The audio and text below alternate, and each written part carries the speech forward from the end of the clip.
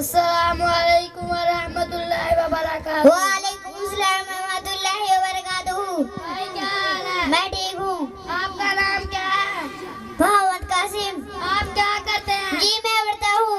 आप किस क्लास में पढ़ते हो? मैं 1 क्लास में पढ़ता हूँ। मुझे कुल्लू दिन दुआ पढ़नी चाहिए। खाना खाने से पहले क्या दुआ पढ़नी चाहिए? बिस्मिल्लाहिर्रहमानिर्रहीम। खाना किस हाथ से खाना चाहिए? दाएं हाथ से।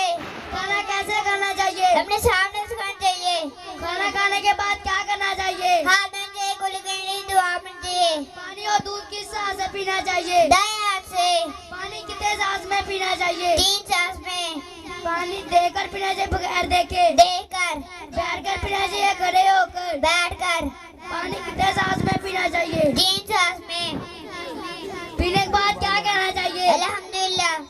अपने अम्मी अब्बू के साथ कैसे बात करनी चाहिए? अदब के साथ।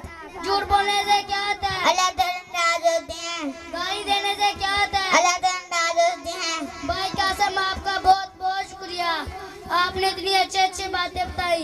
फिर मिलेंगे, अल्लाह हाफिज। जी इंशाल्लाह।